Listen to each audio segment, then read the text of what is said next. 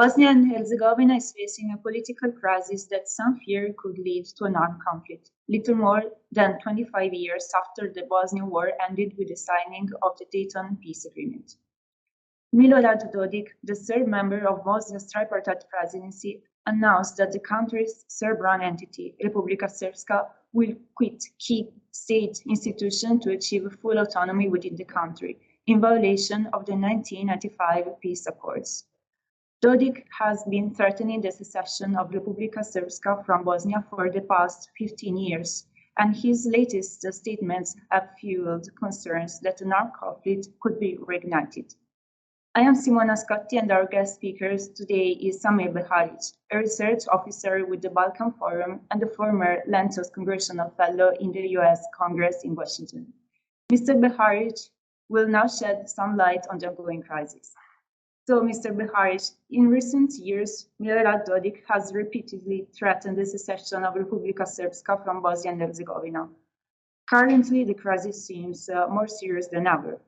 Can we argue that the current crisis constitutes a preface to the secession of Republika Srpska, and that the threats of the last few weeks are different from the past?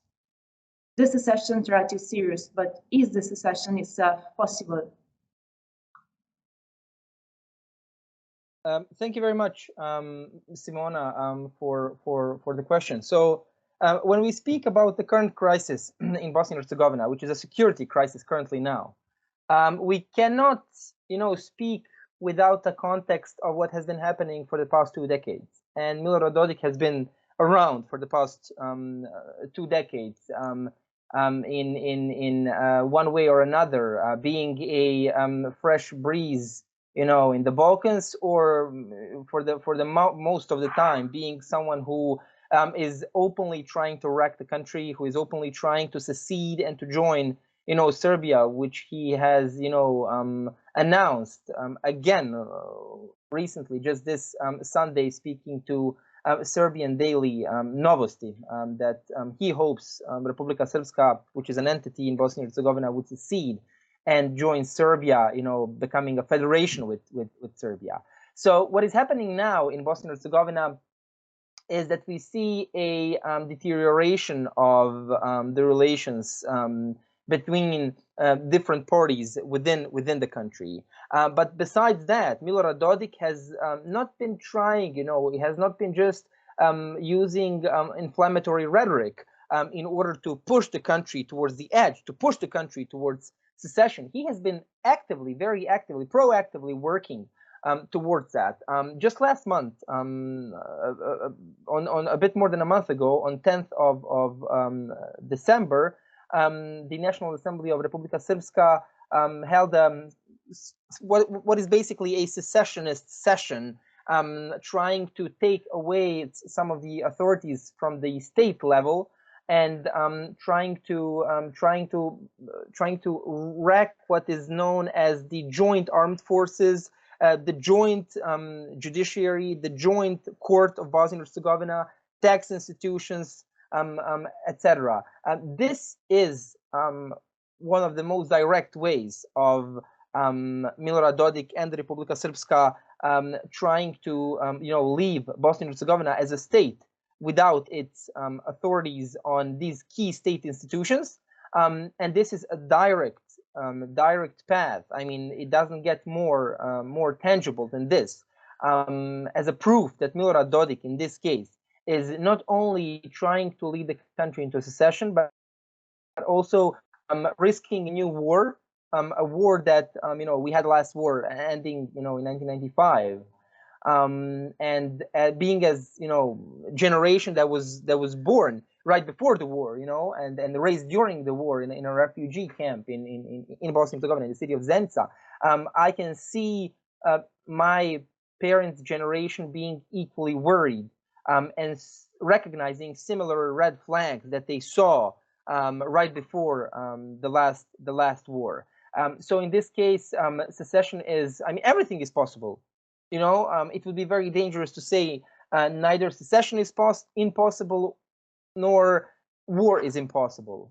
This is what people were saying also in the 1990s, in the 1990, 1991.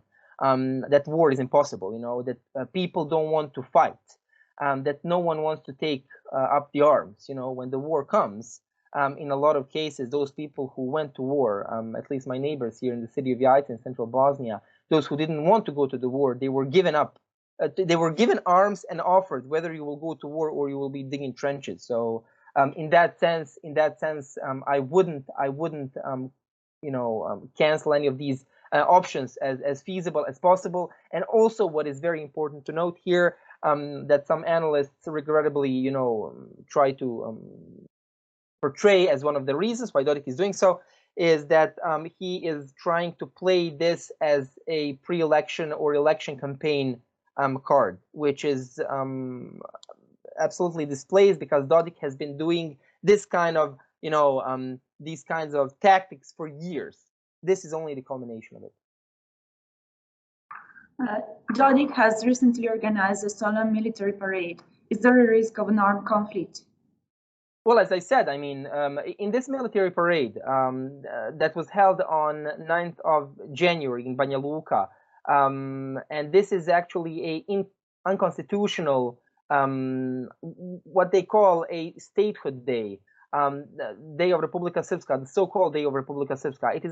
It is deemed unconstitutional by the Constitutional Court of Bosnia and Herzegovina because it exactly discriminates against the Bosniak and Croat people in the Republika Srpska. Republika Srpska is not only the entity of Serbs, it is a Serb-dominated entity, but in its constitutions, Bosniaks and Serbs are, or in the practice, they should be equal to Serbs.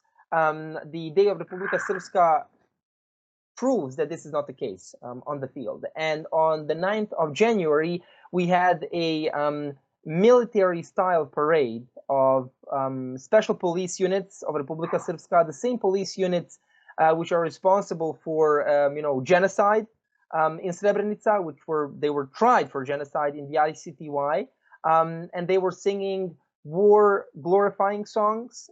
They were singing, chanting songs which are again discriminating the non-Serbs, non-Orthodox Christians in Bosnia and Herzegovina.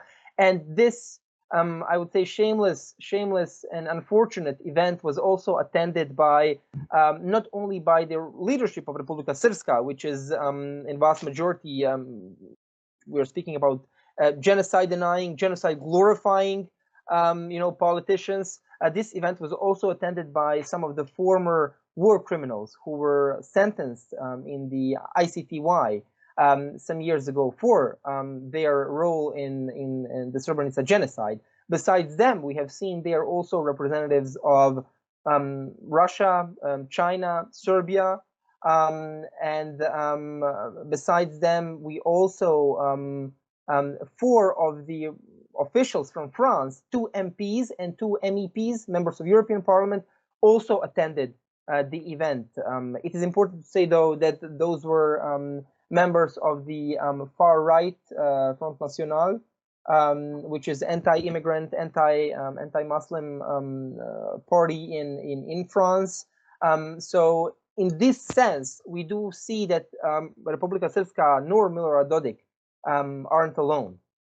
There is certain support coming from China, Russia, Serbia, as well as from some other EU countries, including those countries whose representatives were not there present at the day of Republika Srpska, including Hungary, which is one of the I would say most direct supporters of Milorad Dodik and his secessionist aspirations, I would say.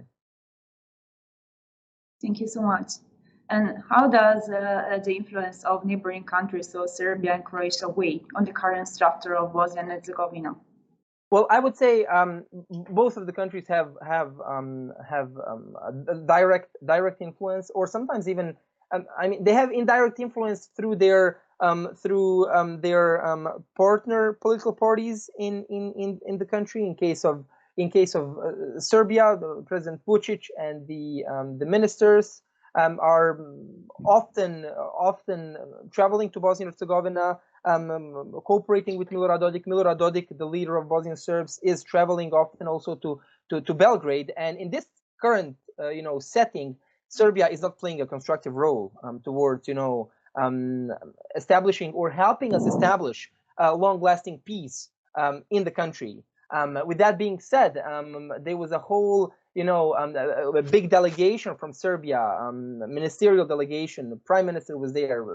Serbian president was not there, though. He was the only of these high-ranking officials from Serbia who didn't attend the event on Sunday, on the 9th of January. And Serbia could offer much more. However, there is a systemic lack of, political will and actual systemic, attempts to destabilize the countries, and we can destabilize Bosnia and Herzegovina. And even though, Serbian President Vučić is not saying that, we see that through the actions of his ministers, such as Mr. Vulin. We see that on the rhetoric coming from Serbia when it comes to support of Milorad Dodik, when it comes to their lack of readiness to condemn war crimes, to condemn genocide denial and genocide glorification. And as a matter of fact, throughout Serbia, as well as throughout the Republika Srpska entity of Bosnia and Herzegovina, we see the murals and the graffitis glorifying war criminals, glorifying genocide, are just mushrooming, And in that sense, the system not only is, failing to, for example, repaint those graffitis, they are even actively protecting them.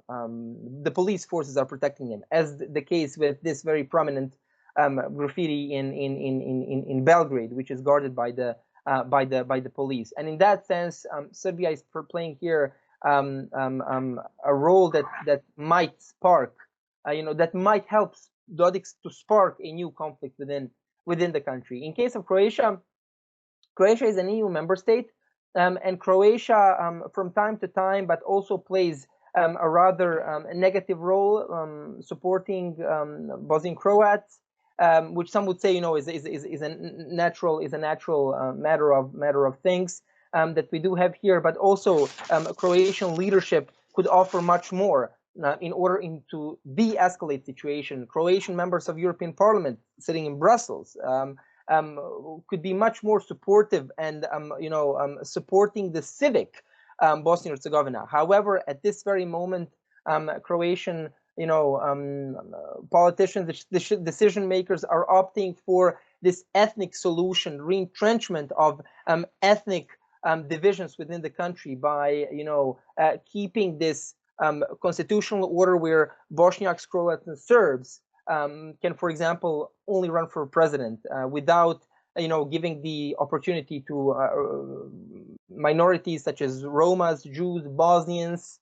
If you're a Bosnian in Bosnia, you are a second-class citizen because it is only Bosniaks, Croats, and Serbs who have this opportunity to take part in to run for office, for example, of a president of a country. So in this sense, Croatia could offer much more, especially due to the fact that they are member of the European Union. However, we do not see this readiness coming from Croatia, especially coming from the Croatian Democratic Union, the leading currently party in Croatia. In the recent weeks, we have also read many articles from Bosnian experts who urge the United States, the European Union, or the NATO to acknowledge the seriousness of the situation and to act properly in order to save Bosnia and Herzegovina from disintegration. Do you see any tangible support from the Western world? There has been a lot of talk from the Western world. However, the only so far who has dealt with, who talked the talk and walked the walk, was the United States of America. Some days ago, the United States imposed sanctions to Milorad Dodik, as well as his mouthpiece TV station, Alternativna TV, which Dodik is affiliated with. The reasons for slapping sanctions on Dodik was corruption. significant corruption. And I will remind you that Dodik also is under another set of sanctions imposed on him back in 2017, in January 2017. So for 5 years later, he got another set of sanctions. It is still, though, not very clear what the sanctions impose. However, according to the first reports, analysts are hopeful that these sanctions will not only target Dodik, but they would also target anyone doing business with Dodik for that matter. Besides Dodik, and Alternativna TV State Department sanctioned his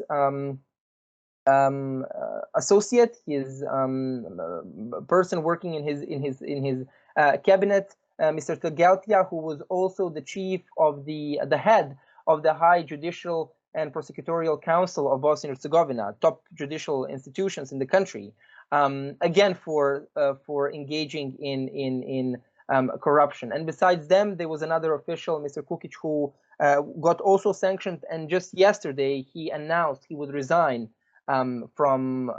he would step aside from leading his party in Tuzla Canton. So in that sense, we have United States slapping sanctions on, in this case, mostly leadership of the Republika Srpska, and there are reports that there will be more than 50 additional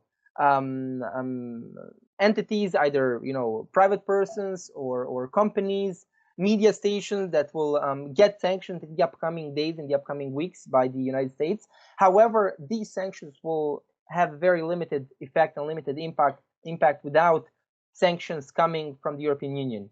And currently, European Union is very hesitant to impose sanctions because European Union, as a European Union, has its own internal procedures, regulations, how to impose sanctions. And as we currently see in the European Union, there are supporters of Milorad Dodik who would openly block such sanctions, such as Viktor Orban and the far right Hungarian political scene, I would say, who has a say in this regard. And as a matter of fact, Mr. Orban even announced that any kind of sanctions that would come from the EU would be vetoed, blocked by Hungary in the European Union. Even though European Union does not need a full support of all member states, what is needed is a minimum of 15 countries and 65% of the population of the European Union to support such measures. And on the 24th of January, the Foreign Affairs Council of the European Union will discuss sanctions against those who threaten, destabilize the peace and security in Bosnia and Herzegovina. These sanctions will also include revision of EU support for the institutions who are, and individuals who are responsible for risking the peace in the country and also risking its path towards the European Union. So besides, as I said, USA, there was nothing concrete on the ground. European Union will discuss it. However, even I wouldn't say European Union shouldn't, individual countries within the European Union who are in favor of sanctions, such as Germany, such as Denmark, Netherlands, Czech Republic, shouldn't be waiting for the EU, but they should impose their own bilateral sanctions if their legislature allows that. They should impose sanctions without waiting for the EU, and then hopefully later on join EU's sanctions together with other EU countries, because every day that we have, without sanctions is an additional day for Milorad Dodik and his affiliates to move towards their goal, which is secession, and its direct impact would be, war and risking lives of civilians, people living in the country. Finally, I would like to ask you, in your opinion, how could the institution resulting from the Dayton Agreement be reformed to allow Bosnia and Herzegovina to emerge from the current impasse? Well, the strong institutions are the key, I would say, and this is what we don't have. We don't have a strong institutions in place. First and foremost, judicial institutions, which are under strong influence of ruling political parties, and as such are prone to corruption. Mr. Tegeltia was one of those people who are directly responsible, I would say, for meddling and being engaged in corrupt activities within the judiciary. And in that sense, I would say the earlier we deal with problems of Bosnian institutions being, prone to influence from different political parties, we will not be able to see any move forward towards sanctioning those people internally. Such as, for example, this happened, for example, in Spain. In Spain, there was also a push for secession of one part of Spain, of Catalonia, and its institutions were strong enough to curb any such attempt. This is not the case in Bosnia and Herzegovina. In Bosnia and Herzegovina, also the international institutions, such as the Office of High Representative, who has a clear mandate of defending the Dayton Peace Agreement, is not doing what he would be expected to do based on his mandate. And in that sense, we do have institutions which are captured, which emerged from the Dayton Peace Agreement, which are captured by the same individuals who have been in power for the past 20 years, and during which time, hundreds of thousands of people have left the country because they didn't trust the institutions. And even in many of today's polls, people don't trust political parties, people don't trust institutions, and this is one of the biggest concerns that I personally have when it comes to Bosnia's future. Without strong institutions, without dedicated, corrupt-free political sphere in the country, we cannot hope for much. In that sense, we will continue, having this reign of political leaders who have been deep entrenched in state captures for the past 30 years, and who have been, exploiting the weak institutions for their own favors, and establishing for themselves very clear path to rule even in the upcoming years. The more we have such situation, the more people will leave, especially those, critical thinking, critical-minded, foreign-educated young people who would have the power and who have the potential to change something in the country. However, with this kind of institutions in place, we will just see the exodus of such people who, as I said, have the potential to change Bosnia and Herzegovina according to their own according to their own standards. So to cut the long story short, the earlier we have strong institutions, the earlier we will have, also those people threatening the constitutional order of Bosnia and Herzegovina, engaging in corruption. We would see them behind bars. Okay, Mr. Beharić, thank you so much for the informative answers and for sharing your views with us. Thank you very much.